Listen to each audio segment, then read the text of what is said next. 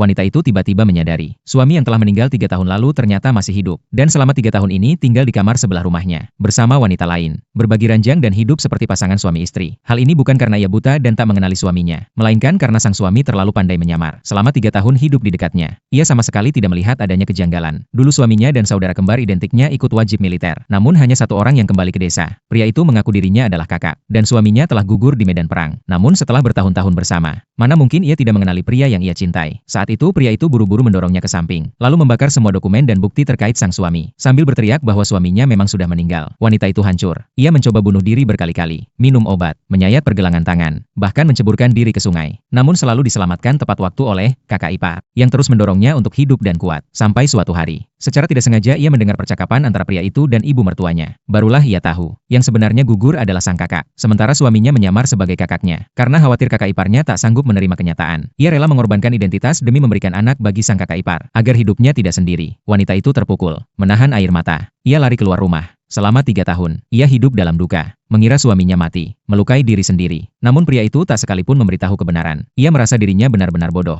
Tepat saat itu, seorang mak comblang datang ke rumah, mengabarkan bahwa komandan yang sejak lama diam-diam mencintainya, akan dipindahkan ke pulau sebagai komandan besar, dan kembali melamarnya lewat mak comblang untuk ke-7 kalinya. Sejak masa sekolah, komandan itu memang menyukainya, namun suaminya lebih dulu melamarnya. Begitu mendengar ia menjadi janda, komandan itu sangat terpukul. Sudah 6 kali melamar tapi selalu ditolak. Namun kini, setelah tahu kebenaran, ia langsung menerima lamaran itu. 2 minggu kemudian, ia akan berangkat ke pulau untuk menikah. Pria itu mendengar kabar, langsung keluar rumah dan mengusir mak comblang dengan marah. Namun wanita itu hanya merasa geli melihat tingkahnya. Selama 3 tahun, ia tidur bersama kakak iparnya setiap malam, tapi masih juga tidak rela dirinya menikah lagi. Sepulangnya, wanita itu mulai mengepak koper untuk keberangkatannya. Namun terdengar suara ranjang kayu berderit dari kamar sebelah. Kini setelah tahu kebenaran, suara itu membuat hatinya terasa tertusuk. Lalu terdengar teriakan dari sebelah. Ia buru-buru keluar rumah, melihat pria itu membawa wanita lain yang bersimbah darah di rumah sakit. Barulah ia tahu, wanita itu ternyata sedang hamil. Dan karena hubungan intim yang terlalu agresif, ia mengalami pendarahan hebat. Wanita itu butuh transfusi darah segera. Dan hanya wanita itu yang cocok. Padahal 2 hari lalu, wanita itu baru kehilangan banyak darah karena menyayat pergelangan tangannya. Namun pria itu tetap memaksanya mendonorkan darah 1 baskom penuh. Setelah keluar dari rumah sakit, pria itu malah kembali mendekatinya dan bersikap manis. Wanita itu makin muak. Tak lama kemudian, wanita yang hamil itu datang dengan panik, mengaku telah dilaporkan karena menjual kuota kembali ke kota. Pria itu panik. Sebagai pejabat militer, ia tahu risiko perbuatannya. Ia ingin mencari orang dalam untuk menutupi kasus itu. Namun tim penegak hukum sudah datang. Di depan semua orang, ia diam sejenak, lalu tiba-tiba menunjuk wanita itu sebagai pelakunya. Wanita itu belum sempat bicara, langsung dibawa pergi dan ditahan. Selama 3 hari 3 malam, ia disiksa dan diinterogasi, tapi tetap bersikeras tidak bersalah. Akhirnya ia dijatuhi hukuman kerja paksa di tambang batubara. Keesokan harinya, tambang itu runtuh. Ia tertimbun reruntuhan. Terdengar samar suara pria itu. Saat membuka mata, ia sudah berada di ruang ICU rumah sakit. 7 hari kemudian, ia